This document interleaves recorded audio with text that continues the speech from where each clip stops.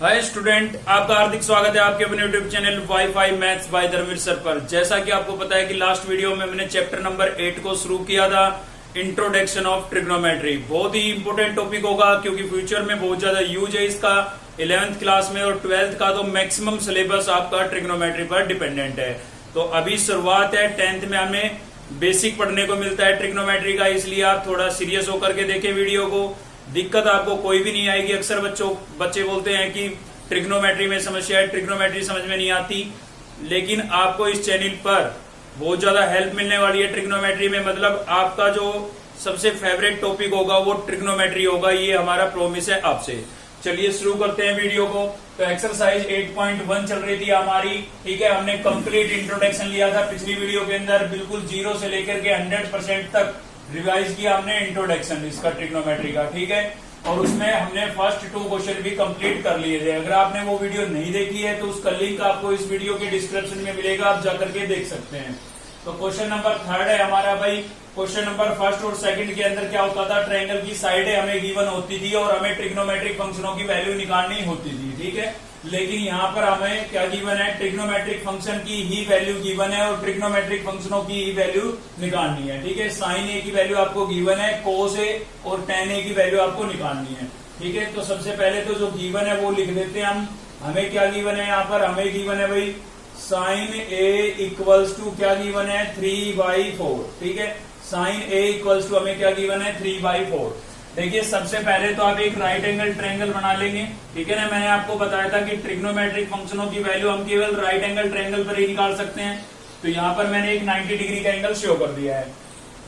अब इसको नाम देने के लिए आपको एक चीज का ध्यान रखना है कि यहाँ पर जो ये एंगल लिखे होते हैं ना, ट्रिग्नोमेट्रिक फंक्शनों के साथ जो ये लिखा होता है एंगल होता है ये आपका, और ये कैसा एंगल होता है, एक्यूट एंगल होता है, ठीक है।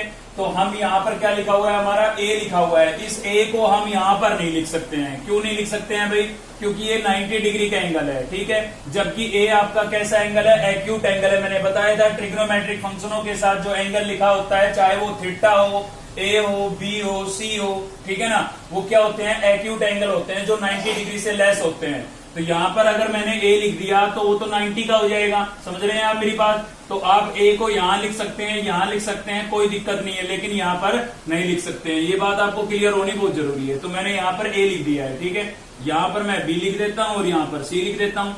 अगर क्वेश्चन में बोल रखा होता कि बी राइट एंगल्ड है, सी राइट एंगल्ड है, फिर हमें वही लिखना पड़ता। लेकिन क्वेश्चन में ऐसा कोई कुछ बोला ही नहीं गया था, तो अपनी मर्जी से आपको एक राइट एंगल ट्रायंगल बना लेनी है। और नाम देते समय एक चीज का ध्यान रखना है कि यहाँ पर जो एंगल लिखा हुआ है वो 90 डिग्री के पॉइंट पर नहीं आना चाहिए, ठीक है। चलिए अब साइन ए की वैल्यू से हम पता करेंगे कि हमें इसकी तीनों साइडों में से कौन सी 2 साइड गिवन है। उसके लिए मैंने आपको एक ट्रिक बताई थी, पंडित बद्री प्रसाद, ठीक है। ये आपको अच्छे से याद होना चाहिए क्योंकि इससे हम सारे फॉर्मूले याद करेंगे इस चैप्टर के। पंडित बद्री प्रसाद हर हर बोले, ठीक है। पंडित बद्री प्रसाद हर हर बोले सोना चांदी तोले, ठीक है भाई। और यहाँ पर आपका होता था कोसिकेंट, ये होता था सीकेंट, और यहाँ पर क्या होता था कोट। बस इतना याद कर लीजिए, समझिए, लगभग फॉर्मूले आपको याद हो गए, ठीक है। तो फिलहाल हमें किसकी वैल्यू गिवन है, साइन ए की वैल्यू गिवन है भाई। साइन क्या होता है आपका, P/H होता है, ठीक है। तो यहाँ पर हम लिख देते हैं भाई साइन ए इक्वल्स टू हमारा क्या होता है, P/H होता है, ठीक है। हमें गिवन है, फॉर्मूले से पता लग गया साइन क्या होता है, P/H। और यहाँ पर वैल्यू आपको क्या गिवन है, 3/4 गिवन है। तो यहाँ से आप कंपेयर करा के देख सकते हैं, P आपका कितना हुआ 3 और H कितना हुआ भाई 4 हुआ, ठीक है। लेकिन उससे पहले, लिखने से पहले आपको बेस का पता कर लेना है। आप बता सकते हैं मुझे इनमें बेस कौन सा होगा। देखिए ये तो 90 के सामने वाली जो लाइन होती है, जो ये तिरछी लाइन होती है, ये तो आपका हाइपोटेन्यूज होता है, ठीक है। तो बेस और परपेंडिकुलर में कंफ्यूजन होता है, और उसके लिए मैंने आपको तरीका बताया था कि आपका बेस कौन सा होगा, जिस लाइन पर एक 90 डिग्री का एंगल हो और दूसरा क्या हो, एक एक्यूट एंगल हो, ठीक है। तो ये 90 का एंगल इस लाइन पर भी है और इस लाइन पर भी है, दोनों का कॉमन है, लेकिन आपको देखना है एक्यूट एंगल। अब एक्यूट एंगल कैसे देखेंगे भाई, जो यहाँ पर लिखा हुआ है वो आपका एक्यूट एंगल ही है, ठीक है। गिवन एक्यूट एंगल, एक्यूट तो ये भी होगा लेकिन गिवन एक्यूट एंगल। तो यहाँ पर क्या लिखा हुआ है, ए लिखा हुआ है, मतलब आपका एक्यूट एंगल जो गिवन है वो ये वाला गिवन है, ठीक है। तो ये आपका क्या हुआ बेस, और ये क्या हुआ, जो बेस के साथ 90 डिग्री का एंगल बनाती है जो लाइन, वो परपेंडिकुलर होता है, और 90 के जस्ट सामने वाली जो लाइन होती है वो क्या होता है, हाइपोटेन्यूज होता है। ठीक है, तो परपेंडिकुलर आपको कितना मिल गया 3, तो ये आपका परपेंडिकुलर हो गया 3, हाइपोटेन्यूज आपको कितना गिवन है 4, तो ये आपका हो गया 4। बेस आपको निकालना है, कैसे निकालेंगे बेस भाई? पाइथागोरस थ्योरम का यूज करके। तो लिखेंगे यहां पर यूजिंग पाइथागोरस थ्योरम। ठीक है, पाइथागोरस थ्योरम का यूज कर रहे हैं भाई। तो पाइथागोरस थ्योरम क्या होती है? Hypotenuse square equals to base square plus perpendicular square. पिछली वीडियो में बताई थी मैंने आपको। ठीक है, hypotenuse square equals to base square plus perpendicular square. तो हाइपोटेन्यूज की वैल्यू आपको गिवन है, कितनी गिवन है 4, तो यहां पर मैंने 4 रिप्लेस कर दिया है। बेस गिवन है, बेस तो गिवन नहीं है, तो इसका नाम लिख दीजिए। नाम क्या है भाई इसका? बेस का AB नाम है इसका। क्या नाम है? AB। ठीक है, और इसका हम क्या कर देते हैं? स्क्वायर प्लस में P क्या था? परपेंडिकुलर। परपेंडिकुलर आपको कितना गिवन है? 3 गिवन है, और इसका स्क्वायर था तो हमने स्क्वायर कर दिया। हमारा टारगेट है AB की वैल्यू निकालना। तो 4 का स्क्वायर कितना हो जाएगा? 16। भाई 4 का स्क्वायर का मतलब है 4 मल्टीप्लाई 4, तो 4 मल्टीप्लाई 4 कितना हो गया? 16 हो गया। यहाँ पर बचा है AB, और कंप्लीट का क्या था? स्क्वायर था। ठीक है ना, यहाँ पर 3 का स्क्वायर क्या हो गया? 9 हो गया। अब मुझे तो AB की वैल्यू निकालनी है, तो मैं 9 को इधर ले आता हूँ। 9 इधर आएगा, किसका हो जाएगा भाई? माइनस का हो जाएगा। ठीक है, तो माइनस का हो गया। 16 में से 9 को माइनस करूंगा, कितना बचेगा भाई? 7 बचेगा। और इधर हमारे पास क्या बचा है? AB का स्क्वायर। ठीक है, तो स्क्वायर को हमें इधर भेजना पड़ेगा। स्क्वायर हमारा इधर आएगा, किसमें चेंज हो जाएगा भाई? स्क्वायर रूट में चेंज हो जाएगा। किसमें चेंज हो जाएगा? स्क्वायर रूट में। वैसे स्क्वायर रूट के साथ हम प्लस माइनस का साइन लगाते हैं, लेकिन किसी चीज की लेंथ कभी नेगेटिव होती नहीं, तो माइनस हम लगा नहीं सकते। और प्लस लगाने की आवश्यकता नहीं है, क्योंकि किसी भी नंबर के आगे प्लस का साइन लगाना जरूरी नहीं होता है। ठीक है, तो AB की वैल्यू आपके पास कितनी आ गई है भाई? √7 आ गई है। क्लियर है यहाँ तक? कोई दिक्कत? कोई दिक्कत नहीं। चलिए अब बढ़ते हैं हम आगे। तीनों साइडें आ गई ना ट्रायंगल की। अगर ट्रायंगल की तीनों साइडें आ गई तो आप किसी भी ट्रिग्नोमेट्रिक फंक्शन की वैल्यू निकाल सकते हैं पंडित बद्री प्रसाद का यूज करके। ठीक है, तो आपको निकालनी है कोस की वैल्यू। तो यहाँ पर मैं लिख देता हूँ कोस है। भाई कोस होता क्या है आपका? कोस होता है B/H। ठीक है, कोस क्या होता है? B/H होता है। तो यहाँ पर पहले तो लिख ही देते हैं B/H। देखिए यहां से देखिए C4 क्या था? कोस, और कोस क्या होता है? B/H। ठीक है, तो B यानी कि बेस। तो बेस कौन सा है आपका? बेस ये वाला है, मैंने अभी डिफाइन किया था, जिस पर 90 डिग्री का एंगल और एक गिवन एक्यूट एंगल होगा, वो आपका बेस होगा। तो बेस ये है। तो बेस हमारे पास कितना है? √7, और H हाइपोटेन्यूज आपके पास कितना है? 4। ठीक है, तो ये कोस A की वैल्यू आ गई। अब हमें निकालना है tan A निकालना है भाई। ठीक है, जो पूछा गया है वही निकालेंगे। तो tan निकालना है। tan क्या होता है पंडित बद्री प्रसाद में?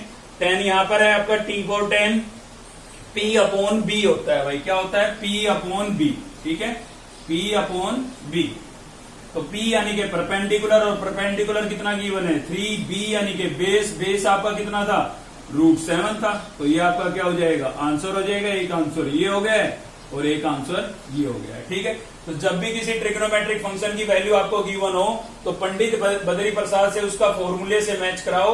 आपको 2 साइडों की वैल्यू मिल जाएगी, तीसरी आप पाइथागोरस थ्योरम लगा करके निकाल दोगे, और तीनों साइडें आने के बाद तो आप किसी भी ट्रिग्नोमेट्रिक फंक्शन की वैल्यू निकाल सकते हैं। ठीक है, चलिए देखते हैं नेक्स्ट क्वेश्चन।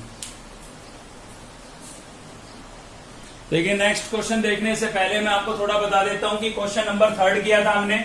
नेक्स्ट मैं आपको क्वेश्चन नंबर 5 कराने वाला हूं, तो 4 में थोड़ा हिंट दे देता हूं। ठीक है, तो क्वेश्चन नंबर जो 4 है उसमें एक छोटा सा चेंज है। वो चेंज ये है कि ये नंबर इधर दिया हुआ है। ठीक है, तो इस नंबर को आप उधर ले जाएं, तो यहाँ पर हो जाएगा कोट A इक्वल्स टू 8/15। ठीक है, अब इस क्वेश्चन में आपको सेम वैसे ही करना है जैसे मैंने क्वेश्चन नंबर 3 को कराया है। फॉर्मूले से कंपेयर कराएंगे, 2 साइडें मिल जाएगी, पाइथागोरस थ्योरम लगाएंगे, थर्ड साइड आ जाएगी, और उसके बाद जिसकी वैल्यू पूछी गई है इस क्वेश्चन में वो आप इजीली निकाल सकते हैं। चेंज केवल इतना था कि ये 15 इधर था, इसको उधर लेके जाना था। ठीक है, तो ये आप खुद से करेंगे, इजी क्वेश्चन है, कोई दिक्कत नहीं है। अगर थर्ड आपने ध्यान से समझा है तो क्वेश्चन नंबर 5 पर चलते हैं हम। 5 में क्या चेंजमेंट है? अब तक यहाँ पर अल्फाबेट होते थे, A B C होते थे, लेकिन अब की बार यहाँ पर क्या लिख दिया है? थीटा लिख दिया है भाई। ठीक है, इसीलिए मैं क्वेश्चन ले रहा हूँ। साथ में इसमें बाकी के अदर 5 ट्रिग्नोमेट्रिक रेशियो की वैल्यू निकालनी है। ठीक है, तो देखिए यहाँ पर सीकेंट की वैल्यू आपको गिवन है, तो सीकेंट की वैल्यू गिवन है, तो इसके अलावा कितने बच गए? टोटल 6 होते हैं, तो 6 में से एक की वैल्यू आपको गिवन है, बाकी के 5 बच गए ना, तो बाकी के 5 की आपको वैल्यू निकालनी है। Calculate all other trigonometric ratio, तो ऑल अदर का मतलब यही है, बाकी के 5 है ना। तो चलिए गिवन क्या था हमें भाई? हमें गिवन है यहाँ पर सीकेंट थीटा इक्वल्स टू 13/12। ठीक है, तो जब भी किसी ट्रिग्नोमेट्रिक फंक्शन की वैल्यू गिवन हो और बाकियों की निकालनी हो तो एक ट्रायंगल तो आप बना ही लिया करो, और वो भी ट्रायंगल कैसी होनी चाहिए, राइट एंगल्ड होनी चाहिए। ठीक है भाई, तो यहाँ पर मैंने 90 डिग्री का एंगल शो किया है। अब देखिए इसके एंगल में अल्फाबेट नहीं है, ABC नहीं है ना, तो आप नाम कैसे भी दे सकते हैं, कोई दिक्कत नहीं है। अगर यहाँ पर ABC आ जाए तो थोड़ा ध्यान से नाम देना है, क्योंकि यहाँ पर जो लिखा हुआ है, मान लीजिए A लिखा हुआ है, तो A को हम 90 डिग्री के एंगल की जगह नहीं लिख सकते हैं। क्लियर है ना, क्योंकि यहाँ पर जो एंगल लिखा होता है वो एक्यूट होता है। अब यहाँ तो थीटा लिखा है, तो थीटा तो हम अपनी ट्रायंगल को नाम थोड़ी ना देंगे, इनको तो नाम अल्फाबेट में दिया जाता है। तो मैं यहाँ A लिख देता हूँ, यहाँ B लिख देता हूँ और यहाँ C। अब बात आती है कि थीटा कहाँ शो करें। देखिए थीटा यहाँ तो शो कर नहीं सकते, क्योंकि यहाँ पर जो लिखा होता है ट्रिग्नोमेट्रिक फंक्शन के साथ जो लिखा होता है वो एक एक्यूट एंगल होता है। ठीक है, और एक्यूट एंगल होता है 90 डिग्री से लेस। तो यहाँ थीटा मैं कैसे दिखा सकता हूँ, ये तो 90 का है, तो या तो यहाँ पर दिखाएंगे आप या यहाँ पर दिखाएंगे, वो आपकी मर्जी है, कहीं भी दिखा ले, क्वेश्चन सेम आएगा, मतलब आंसर सेम होगा। ठीक है, तो चलिए मैं थीटा यहाँ दिखा देता हूँ। अब थीटा मैंने यहाँ शो कर दिया, तो इसका मतलब ये आपका क्या हो गया है, बेस हो गया है, क्योंकि इस पर एक 90 डिग्री का एंगल और एक एक्यूट एंगल हो गया। तो ये तो हुआ बेस, ये परपेंडिकुलर, और 90 के सामने वाला तो हाइपोटेन्यूज होता है हमेशा। ठीक है, अब चलिए पंडित बद्री प्रसाद को याद कर लेते हैं, क्योंकि उसी से हमें हेल्प मिलने वाली है। तो पंडित बद्री प्रसाद हर हर बोले सोना चांदी चोले। ठीक है, बार बार इसीलिए लिखवा रहा हूं ताकि आपको याद हो जाए साथ साथ। कोसिकेंट, सीकेंट और क्या रहेगा यहाँ पर, कोट। ठीक है भाई, तो चलिए यहाँ पर हमें गिवन है वैल्यू किसकी, सीकेंट की। तो पंडित बद्री प्रसाद में देखिए आप सीकेंट होता क्या है, तो सीकेंट कहाँ पर मिलेगा, नीचे मिलेगा, और नीचे की वैल्यू को देखना है तो उल्टा देखना है। ठीक है ना, सीकेंट क्या होगा आपका H/B। ठीक है, नीचे से देखेंगे H/B, तो सीकेंट हो गया आपका H/B, और सीकेंट की वैल्यू आपको क्या गिवन थी भाई, 13/12। ठीक है, तो इनको कंपेयर कराएंगे तो H की जगह किसने ले रखी है, 13 ने। H आपका 13 हो गया, हाइपोटेन्यूज कितना हो गया, 13। B मतलब बेस, और बेस कितना हो गया, 12। मैं पहले ही आपको डिफाइन कर चुका हूं कि ये बेस होगा, क्योंकि थीटा यहाँ से होती है। अगर थीटा हम यहाँ पर दिखाते तो ये बेस होता। ठीक है ना, तो थर्ड साइड बच गई, परपेंडिकुलर बच गया, जो आपको निकालना है। तो उसके लिए हमें क्या यूज करनी पड़ेगी, पाइथागोरस थ्योरम। तो यूजिंग पाइथागोरस लिख के जरूर बताना है भाई, जो भी आप कर रहे हो। ठीक है ना, फुल मार्क्स लेने हैं तो लिख के बताना पड़ेगा। हम पाइथागोरस थ्योरम अप्लाई कर रहे हैं तो हमने लिख दिया है। ठीक है, तो क्या होती है Pythagoras theorem, h² = b² + p²। ठीक है, hypotenuse square = b² + perpendicular square. हर चीज को इतनी बार रिपीट कर देता हूं कि खुद से आपको याद करने की जरूरत ही नहीं पड़ेगी, साथ साथ याद होते चलेंगे। तो h की वैल्यू आपको कितनी गिवन है भाई, 13 गिवन है, तो मैंने यहाँ पर लिख दिया है 13 का स्क्वायर। b बेस कितना गिवन है, बेस मुझे 12 गिवन है, तो 12 का स्क्वायर। और p मुझे गिवन नहीं है, मुझे निकालना है, तो इसका नाम लिख देते हैं, p यानी कि परपेंडिकुलर, और परपेंडिकुलर का नाम क्या है, BC है। ठीक है, तो BC लिख देते हैं। क्लियर है भाई, और इसका क्या कर देते हैं, स्क्वायर। 13 का स्क्वायर क्या हो जाएगा, 169। 12 का स्क्वायर कितना हो जाएगा, 144, और प्लस यहाँ पर हमारे पास क्या है भाई, BC का स्क्वायर। ठीक है, 144 को इधर ले आते हैं, किसका हो जाएगा, माइनस का हो जाएगा 144। इक्वल्स टू में आपके पास क्या बचा भाई, BC का स्क्वायर बचा। ठीक है ना, जिसकी वैल्यू निकालनी उसको एक तरफ, बाकी सबको दूसरी तरफ कर लिया करो। तो ये प्लस का है, इधर आया माइनस का हो गया। 169 में से 144 को माइनस करेंगे, 25 बच जाएगा आपके पास, और इक्वल टू में क्या बचा है, BC का स्क्वायर। ठीक है, अब BC का स्क्वायर इधर लेके आएंगे, किसमें चेंज होगा भाई, स्क्वायर रूट में चेंज होगा। ठीक है, तो 25 का क्या हो गया, स्क्वायर रूट हो गया। अब आपको पता है कि 25 का जो स्क्वायर रूट होता है वो कितना होता है, 5 होता है। 25 का स्क्वायर रूट कितना होगा, 5। तो BC की वैल्यू आपके पास कितनी आ गई है भाई, 5 आ गई है। ये आपके पास कितना आ गया है, 5। ठीक है, अब तीनों साइडें आ गई। अब हम किसी भी ट्रिग्नोमेट्रिक फंक्शन की वैल्यू निकाल सकते हैं, लेकिन हमें निकालनी है बाकी के 5। तो चलिए 1 बाय 1 निकालते चलते हैं। साइन से शुरुआत करते हैं, तो यहाँ पर लिखेंगे साइन थीटा, क्योंकि एंगल यहाँ पर थीटा गिवन था क्वेश्चन में, तो यहाँ पर आप थीटा यूज करेंगे। यहाँ पर A होता तो सभी में A, B होता तो B। क्लियर है ना, साइन थीटा। तो साइन होता क्या है, पंडित बद्री प्रसाद से देखेंगे, P/H। ठीक है, P/H। तो P आपका कितना हो गया भाई, P फॉर परपेंडिकुलर। तो परपेंडिकुलर आपको कितना गिवन है, 5। H यानी कि हाइपोटेन्यूज, हाइपोटेन्यूज आपको कितना गिवन है, 13। तो साइन थीटा की वैल्यू आपके पास आ गई है 5/13। क्लियर है, चलिए नेक्स्ट क्या है हमारा, C फॉर कोस। तो कोस की वैल्यू निकाल लेते हैं। कोस क्या होता है भाई, कोस होता है आपका B/H। बी अपॉन एच, ठीक है। तो बी फॉर बेस, बेस आपको कितना गिवन है, बेस आपको गिवन है 12 और एच फॉर हाइपोटेन्यूज, हाइपोटेन्यूज आपको कितना गिवन है 13, ठीक है। तो कोस थीटा की वैल्यू आपके पास क्या आ गई है 12/13। साथ साथ इनको एक बॉक्स में बंद कर दिया करो ताकि एग्जामिनर जो है ये चीज की हैबिट अभी से डाल लो, ठीक है ना। तो पेपर में भी आप करोगे ऐसा, और जो मार्किंग करने वाला है उसको अलग से ये वैल्यू दिखेगी तो वो बाकी चीजों को कम चेक करेगा, पहले यही से मैच करा लेगा, ठीक है ना। तो बॉक्स में डाल दिया करो जो भी आंसर आए उसको। चलिए आगे बढ़ते हैं, अगला क्या है आपका tan, ठीक है। तो tan जो होता है, tan क्या होता है आपका, tan होता है P अपॉन बी। tan क्या होता है P अपॉन बी। तो P फॉर परपेंडिकुलर, भाई परपेंडिकुलर की वैल्यू आपको कितनी गिवन है 5, ठीक है ना। परपेंडिकुलर ये है आपका, ये ध्यान रखना भाई। और बेस, बेस कितना है 12, तो ये हो गया 5/12। किसकी वैल्यू हो गई है tan थीटा की। आगे बढ़ते हैं, यहाँ पर क्या है ये कोसिकेंट, ठीक है। सीओ जो मैंने लिख रखा है शॉर्ट में वो क्या है कोसिकेंट है या कोसेक भी बोल सकते हैं आप। तो ये क्या होता है, नीचे से देखेंगे तो उल्टा देखेंगे, H upon P, H upon P. तो हाइपोटेन्यूज आपका क्या होता है बताइए, हाइपोटेन्यूज क्या कितना गिवन है 13 और परपेंडिकुलर कितना गिवन है भाई 5। तो कोसिकेंट थीटा की वैल्यू आ गई मेरे पास 13/5। नेक्स्ट क्या है सीकेंट, सीकेंट की तो वैल्यू गिवन ही थी, ठीक है ना, इसकी थोड़ी ना निकालनी है, तो पहले गिवन थी। कोट है नेक्स्ट, ठीक है। तो कोट की वैल्यू निकाल लेते हैं। कोट थीटा क्या होगा, कोट क्या होता है हमारा, नीचे से देखेंगे बी अपॉन पी। तो यहां पर लिख दिया मैंने बी अपॉन पी। अब बी की वैल्यू आपको कितनी गिवन थी भाई, बी कितना गिवन है, बी फॉर बेस, बेस कितना गिवन है 12, ठीक है। पी फॉर परपेंडिकुलर, परपेंडिकुलर कितना गिवन है आपका 5, ठीक है। तो कोट थीटा की वैल्यू आपके पास कितनी आ गई है 12/5, ठीक है। तो किसी भी ट्रायंगल की तीनों साइडें अगर आपको मिल जाती है तो आप बाकी के सभी ट्रिग्नोमेट्रिक फंक्शनों की वैल्यू इजीली निकाल सकते हैं, ठीक है। ट्रायंगल की तीनों साइडें आपको गिवन होनी चाहिए। तो बिल्कुल सिंपल है, कुछ नहीं है। किसी भी एक ट्रिग्नोमेट्रिक फंक्शन की वैल्यू आपको गिवन हो तो उससे दो साइडें तो आपको मिल जाएगी फॉर्मूले से कंपेयर कराने से। थर्ड साइड आप पाइथागोरस थ्योरम लगा के निकाल लेंगे, ठीक है। और तीनों साइडें मिल गई तो पंडित बद्री प्रसाद का यूज करके आप किसी भी ट्रिग्नोमेट्रिक फंक्शन की वैल्यू निकाल सकते हैं। चलिए देखते हैं नेक्स्ट क्वेश्चन। और नेक्स्ट जो क्वेश्चन है हमारा थोड़ा थ्योरम बेस्ड क्वेश्चन है, इसलिए ध्यान से देखना आप। तो नेक्स्ट है हमारा क्वेश्चन नंबर 6।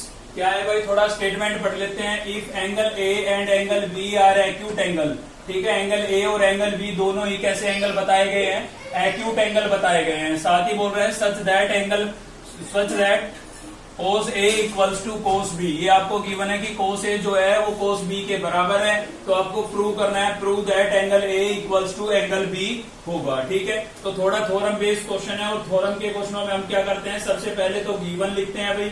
तो हमें क्या गिवन है यहाँ पर, हमें यहाँ पर गिवन है कि एंगल ए एंड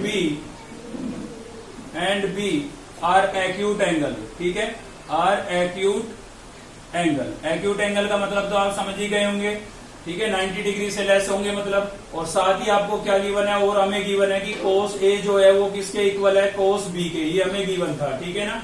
तो ऐसे अंडरलाइन भी कर दिया करो। अब हमें क्या करना है भाई, प्रूव करना है। तो प्रूव क्या करना है वो लिख देते हैं, टू प्रूव क्या प्रूव करना है, हमें प्रूव करना है एंगल ए जो है वो किसके इक्वल है, एंगल बी के, ये हमें प्रूव करना है, ठीक है। अब हम देखेंगे इसका प्रूफ, ठीक है, किसका यूज करके, ट्रिग्नोमेट्री का, क्योंकि ट्रिग्नोमेट्रिक फंक्शन आ रहे हैं इसके अंदर। तो चलिए प्रूफ देखते हैं। तो उसके लिए हमें पहले एक राइट एंगल ट्रायंगल तो बना ही लेनी है। आपको पता है कि राइट एंगल ट्रायंगल का तो यूज होना ही होना है ट्रिग्नोमेट्रिक फंक्शनों में, तो इसलिए हमने बना ली, ठीक है। अब यहाँ पर मैं लिख देता हूँ ए, यहाँ पर मैं लिख देता हूँ बी, और यहाँ पर मैं लिखता हूँ सी। आप मुझे बता सकते हैं कि यहाँ पर मैंने ए या बी क्यों नहीं लिखा, सी क्यों लिखा, ठीक है, कमेंट करके बताना आप मुझे। चलिए देखते हैं कितना सीखा अब तक आपने। मेरा क्वेश्चन ये है कि आप मुझे बताएंगे कि यहाँ पर मैंने इसकी जगह ए या बी क्यों नहीं लिखा, सी ही क्यों लिखा, ठीक है। और साथ ही बता देता हूँ ए या बी लिखेंगे तो गलत हो जाएगा। तो हमें कैसे पता लगेगा कि यहाँ हमें सी लिखना है, ए बी नहीं लिखना है, ठीक है। पिछले क्वेश्चन में मैंने समझाया था और इस क्वेश्चन में भी इसका आंसर लिखा हुआ है। तो आप खुद कमेंट करके बताएंगे मुझे, देखते हैं कितना सीखा है अब तक आपने। चलिए देखते हैं भाई। तो देखिए क्या गिवन है आपको, कोस A equals to cos B है। तो सबसे पहले तो हम कोस ए की वैल्यू निकाल लेते हैं, ठीक है। अब कोस होता क्या है, कोस होता है आपका बी अपॉन एच, ठीक है, बेस अपॉन हाइपोटेन्यूज, ठीक है। तो बेस अपॉन हाइपोटेन्यूज, ठीक है। तो कोस ए की वैल्यू क्या हो गई, बी अपॉन एच। अब इसमें से आपको डिसाइड करना है कि बेस कौन सा होगा, वो हमें इससे पता लगेगा। ये जहां पर है वो बेस है ए, ए यहाँ पर लिखा है तो ये आपका बेस है, ठीक है। ये तो बेस कभी हो ही नहीं सकता, या तो ये होगा ये होगा। 90 के सामने वाला तो हाइपोटेन्यूज होता है, ठीक है ना। तो आप देख लेंगे यहाँ पर क्या लिखा है, ए। तो एक्यूट एंगल जो गिवन वाला एंगल है एक्यूट, वो ये वाला है, ठीक है। और ये है तो ये आपका बेस हुआ। तो बेस का नाम क्या है, लिखना पड़ेगा भाई यहाँ पर। बेस क्या है आपका, वैल्यू तो गिवन है नहीं, ठीक है ना, तो नाम ही लिख देंगे। बेस का नाम क्या है, एसी, ठीक है। और हाइपोटेन्यूज आपको क्या गिवन है, हाइपोटेन्यूज तो आपका क्या नाम है इसका, ए बी, ठीक है। तो कोस ए की वैल्यू मेरे पास क्या आ गई, AC अपॉन AB आ गई भाई, ठीक है। तो दूसरा आपका क्या है यहाँ पर, कोस बी है। कोस बी की वैल्यू निकाल लेते हैं। तो देखिए फॉर्मूला तो सेम रहेगा, कोस ए हो चाहे कोस बी हो, पंडित बद्री प्रसाद में फॉर्मूला तो सेम ही रहेगा, वही बी अपॉन एच ही रहेगा, ठीक है ना।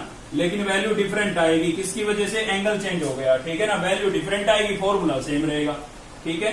तो बी अब कौन सा होगा, बेस कौन सा होगा आपका, भाई यहाँ पर क्या लिखा हुआ है, बी लिखा हुआ है। तो अब की बार गिवन एंगल ये हुआ और ये गिवन एंगल हुआ, तो बेस ये हुआ, ठीक है ना। यहाँ पर बी आने की वजह से बेस चेंज हो गया है। यहाँ पर बी है, एक्यूट एंगल जो गिवन एक्यूट एंगल है वो बी है अब की बार, और बी है तो 90 का इस पर ऑलरेडी था, तो ये वाला बेस हुआ। तो बेस आपका क्या हो गया अब की बार, BC, और हाइपोटेन्यूज तो सेम ही रहेगा, क्या रहेगा, AB, ठीक है। तो ये आपके पास किसकी वैल्यू आ गई भाई, कोस B की वैल्यू आ गई। अब हमें गिवन था कि कोस A जो है वो किसके इक्वल है, कोस B के इक्वल है, ये हमें गिवन था, ठीक है ना। तो गिवन था तो हमने लिख दिया है। अब यहाँ पर कोस A की वैल्यू लिख देता हूँ। कोस A की वैल्यू क्या है भाई, AC अपॉन में AB equals to cos B। Cos B की वैल्यू क्या है, BC अपॉन में AB, क्लियर है। अब देखिए या तो इस AB को इधर ले आए या इस AB को उधर ले जाएं, वो आपकी मर्जी है। तो मैं इधर वाले को उधर ले जाता हूँ, तो यहाँ पर AC बचेगा मेरे पास, और यहाँ पर हो जाएगा BC अपॉन में AB, ठीक है। और ये जो AB था ये डिवाइड हो रहा था, तो इधर आके क्या होगा, मल्टीप्लाई होगा ना, तो ये मल्टीप्लाई में आ गया, AB से AB कैंसिल हो गया, ठीक है। तो AC जो है हमारा किसके इक्वल आ गया है, AC, यहाँ पर AB भी कैंसिल हो गया, तो इधर क्या बचा है, BC। तो AC जो है वो BC के इक्वल आ गया है, मतलब जो AC साइड है वो BC साइड के इक्वल है। ये AC साइड इस BC साइड के इक्वल है। अब किसी भी ट्रायंगल की दो साइडें अगर इक्वल है तो वो कैसी ट्रायंगल है बताइए, आइसोस्केलस ट्रायंगल नहीं है, ठीक है। तो इसलिए लिख देते हैं हम triangle ABC is a isosceles triangle, ठीक है। आइसोस्केलस ट्रायंगल, जिस ट्रायंगल की दो साइडें इक्वल होती है उसको हम आइसोस्केलस ट्रायंगल बोलते हैं, ठीक है। तो भाई आइसोस्केलस ट्रायंगल क्या होती है, मतलब जिसमें दो साइडें इक्वल हो। जो इक्वल साइडें होती है ना उनके अपोजिट एंगल भी इक्वल होते हैं, ये कंडीशन है, ठीक है। उनके अपोजिट एंगल भी क्या होते हैं, इक्वल। तो ये दोनों साइडें इक्वल है तो इनके अपोजिट एंगल देखिए, इसके सामने वाला एंगल तो इसके सामने वाला ये है, ठीक है, और इसके सामने वाला एंगल इसके सामने वाला ये है, ठीक है। तो जो इक्वल साइडें होते हैं उनके अपोजिट एंगल भी क्या होते हैं, इक्वल होते हैं। ये आइसोस्केलस ट्रायंगल की प्रॉपर्टी है। रीजन क्या लिखेंगे यहाँ पर, opposite angle of equal side, opposite angle of equal side, ठीक है। रीजन के बिना नहीं लिख सकते हम किसी चीज को, opposite angle of equal side, clear है भाई। इंपोर्टेंट क्वेश्चन था, ठीक है। बड़े प्यार से मैंने आपको समझाया है, उम्मीद करता हूं आपको समझ में आया होगा ये, ठीक है। चलिए देखते हैं नेक्स्ट क्वेश्चन। तो नेक्स्ट है भाई आपका क्वेश्चन नंबर 7, और 7 के अंदर हमें क्या गिवन है, cot theta equals to 7/8। Cot की वैल्यू हमें गिवन है, हमें फर्स्ट पार्ट में तो इसकी वैल्यू निकालनी है और सेकंड पार्ट में इसकी वैल्यू निकालनी है, ठीक है। तो चलिए पहले हम फर्स्ट पार्ट को सोल्व करेंगे, और उससे भी पहले हमें पहले ट्रायंगल की तीनों साइडें निकालनी होगी, ठीक है। तो चलिए सॉल्यूशन क्या गिवन है भाई, गिवन है हमें यहाँ पर कोट थीटा इक्वल्स टू 7/8। जब एंगल में थीटा आ जाता है ना, ABC नहीं आता है, तो कोई दिक्कत नहीं है, आप आंख बंद करके किसी भी ट्रायंगल को नाम दे सकते हैं, ठीक है। लेकिन जब ABC आ जाएगा तो ध्यान रखना है कि राइट एंगल पर वो एंगल नहीं आना चाहिए जो यहाँ पर लिखा हुआ है, ठीक है। तो यही रीजन था भाई। तो कोट थीटा की वैल्यू हमारे पास क्या होगी, पहले नाम दे देते हैं इसको हम A, B और C, ठीक है। अब पहले देखें आप कोट का फॉर्मूला, कोट का फॉर्मूले से हमें पता लगेगा कि 7 और 8 किसकी वैल्यू है। तो कोट का फॉर्मूला नीचे है, कोट आपका कैसे देखेंगे, नीचे से उल्टा B/P हुआ, ठीक है। तो कोट क्या हुआ भाई, B/P, और वैल्यू कितनी थी 7/8, मतलब बेस होगा 7 और परपेंडिकुलर होगा 8, ठीक है। तो हाइपोटेन्यूज तो हो गया आपका ये। अब बेस जो है वो आप पे डिपेंड करता है, जहां आप दिखाएंगे थीटा वही आपका बेस हो जाएगा, ठीक है। तो मैं यहां दिखा देता हूं थीटा। तो ये मेरा क्या हो गया बेस, तो बेस कितना है 7, तो ये तो हो गया 7 और परपेंडिकुलर कितना है 8। ये जब ये बेस हो गया है तो ये परपेंडिकुलर होगा, ठीक है ना। तो ये कितना हो गया 8। एच की वैल्यू मुझे गिवन नहीं है, उसके लिए मुझे यूज करनी पड़ेगी पाइथागोरस थ्योरम। तो यूजिंग पाइथागोरस थ्योरम, ठीक है, पाइथागोरस थ्योरम। तो क्या होती है भाई पाइथागोरस थ्योरम आपकी, ये होती है hypotenuse square equals to base square plus perpendicular square. अब की बार एच की वैल्यू निकालनी है हमें, गिवन नहीं है ना, तो इसका नाम लिख देते हैं। नाम क्या है इसका AC, ठीक है, ट्रायंगल से नाम देख के लिख दो। एच का नाम क्या है AC। बी बेस, बेस आपको कितना गिवन है 7, इसका square plus P perpendicular, perpendicular आपको कितना गिवन है 8, इसका भी स्क्वायर भाई। अब यहां पर हो जाएगा AC का स्क्वायर, 7 का स्क्वायर कितना हो जाएगा 49, ठीक है ना, और 8 का स्क्वायर कितना हो जाएगा 64। अगर आपको ये स्क्वायर याद नहीं है तो कोई दिक्कत नहीं है, रफली 7 का स्क्वायर का मतलब है 7 मल्टीप्लाई 7, ठीक है। तो मल्टीप्लाई तो आपको आनी चाहिए, इतनी तो टेबल तो याद होनी चाहिए। 7 7 जा 49, 8 8 जा 64, ठीक है। दोनों को आप ऐड कर लें, तो ऐड करेंगे तो क्या होगा भाई, ऐड करेंगे तो 4 और 9 कितना हो गया 13, 1 कैरी, 6 और 4 10 और 1 11 हो गया, ठीक है। स्क्वायर को उधर भेज देते हैं, स्क्वायर उधर जाएगा, किसमें चेंज हो जाएगा रूट में, तो स्क्वायर रूट लग जाएगा। अब देखिए जो 113 है ये परफेक्ट स्क्वायर नहीं है, ठीक है ना, तो इसका पूरा स्क्वायर रूट नहीं निकलेगा। जब पूरा नहीं निकलता हो ना तो आपको निकालना ही नहीं है, ठीक है, रूट में रखना है। तो इसकी जो वैल्यू है हमारे पास कितनी आ गई भाई, √113 आ गई है। क्लियर है यहां तक। अब आपको इसको सिंप्लीफाई करना है ना, तो इसमें आप पहले चेक कर लें कि कौन कौन से ट्रिग्नोमेट्रिक फंक्शन आपको इसमें नजर आ रहे हैं, ठीक है। तो जिनकी वैल्यू हमें चाहिए उन्हीं की निकालेंगे, बाकियों की क्यों निकालेंगे हम। तो आपको इसके अंदर क्या क्या नजर आ रहा है, तो आपको नजर आ रहा होगा साइन, एक तो ठीक है, एक तो साइन है, न्यूमिनेटर में दोनों जगह साइन है और डेनोमिनेटर में दोनों जगह क्या है कोस। तो एक तो साइन की वैल्यू निकाल लीजिए और एक कोस की, ठीक है। तो दो ही चाहिए, बस दो ही नजर आ रहे हैं। तो साइन जो होता है वो क्या होता है आपका, पंडित बद्री प्रसाद से देखे P/H होता है भाई। तो P जो है वो कितना हुआ, P कितना हुआ आपका P फॉर परपेंडिकुलर, परपेंडिकुलर कितना है 8 है, ठीक है। और H कितना हुआ, हाइपोटेन्यूज कितना हुआ √113 हुआ, ठीक है। तो साइन थीटा की वैल्यू तो ये आ गई मेरे पास। अब मैं निकाल लेता हूं कोस थीटा की वैल्यू। तो कोस थीटा जो होता है उसके लिए पंडित बद्री प्रसाद में फॉर्मूला देखें क्या होता है भाई, B/H होता है, ठीक है। B मतलब बेस, तो बेस आपको कितना गिवन है, बेस आपको गिवन है 7, थीटा यहां पर लिख दिया है तो अब ये फिक्स हो गया है बेस, ठीक है ना। और H हाइपोटेन्यूज आपको कितना गिवन है √113। तो कोस थीटा की वैल्यू आपके पास कितनी आ गई 7/√113, ठीक है। अब चलिए फर्स्ट पार्ट को सिंप्लीफाई करते हैं। तो फर्स्ट पार्ट लिख लेते हैं, ठीक है। फर्स्ट पार्ट में क्या है हमारे पास 1 प्लस साइन थीटा और क्या है भाई 1 माइनस साइन थीटा, ठीक है। ये है फर्स्ट पार्ट में। अपोन में क्या है इसके, अपोन में हमारे पास 1 प्लस कोस थीटा, ठीक है, और 1 माइनस कोस थीटा। अब देखिए इसके आगे दो तरीके हो जाते हैं, या तो आप सीधा इनकी वैल्यू रख दे, अभी इसी में रख दे, यहाँ पर भी साइन की और यहाँ पर भी साइन की, यहाँ कोस की यहाँ कोस की, ठीक है, और बाद में सिंप्लीफाई कर लें। या फिर उससे भी बेटर तरीका ये रहेगा कि यहाँ पर हमें साफ दिखाई दे रहा है कि आइडेंटिटी लग रही है आपकी। कौन सी आइडेंटिटी लग रही है भाई, यहाँ लिख देता हूँ A² माइनस B² की आइडेंटिटी लग रही है, जो कि क्या होती है A माइनस B और A प्लस B, ठीक है। साथ ही बताना चाहूंगा कि ये आइडेंटिटियां दोनों साइडों से यूज होती है, वो क्वेश्चन पे डिपेंड करता है कि कौन सी साइड गिवन है। तो आपको क्वेश्चन में ये वाली साइड गिवन है, देखिए A प्लस B और A माइनस B है ना, ये वाला फॉर्मेट। तो हम इसको ऐसे लिख देंगे, सेम अपोन में भी है A प्लस B और A माइनस B। क्लियर है, आगे पीछे से कोई फर्क नहीं पड़ता है। चलिए तो आइडेंटिटी अप्लाई कर देते हैं, कम सिंप्लीफाई करना पड़ेगा हमें, ठीक है। तो A प्लस B और A माइनस B क्या होता है A² माइनस B²। A कितना है आपका 1 है, ठीक है ना, A की जगह 1 है और B की जगह क्या है साइन। तो यहाँ A की जगह 1 लिखेंगे, 1 का स्क्वायर 1, B की जगह साइन लिखेंगे, साइन का स्क्वायर करेंगे तो क्या हो जाएगा साइन स्क्वायर थीटा। एक चीज और याद रखेंगे, साइन का जब स्क्वायर लिखेंगे ना तो साइन के ऊपर लिखना है, कभी थीटा के ऊपर लिख दो, ठीक है, ये ध्यान रखना भाई। ऐसे ही अपोन में A प्लस B और A माइनस B, इसमें भी ये इस वाले फॉर्मेट में ऐसे लिख देंगे। तो A कितना है 1 और B कितना है कोस, तो 1 का स्क्वायर करूंगा तो 1 ही आएगा, माइनस B का यानी कि कोस का स्क्वायर करूंगा तो कोस स्क्वायर थीटा, ठीक है ना। तो ये आ गया हमारे पास। इसको मैं और भी सिंप्लीफाई कर सकता था, लेकिन अभी तक आपने वो फॉर्मूले पढ़े नहीं है, वो एक्सरसाइज 8.4 में पढ़ेंगे। तो वो पढ़ने के बाद इस क्वेश्चन को अगर ये एग्जाम में आए और वो फॉर्मूले आपने पढ़ रखे हैं तो वो आप यहाँ पर अप्लाई करके और सिंप्लीफाई कर सकते हैं इसको, ठीक है ना। तो फिलहाल तो वो नहीं पढ़े हैं, तो हम अपना यही वाला कंसेप्ट लगाएंगे। अब इसमें मैं साइन और कोस की वैल्यू रख देता हूँ, ठीक है भाई।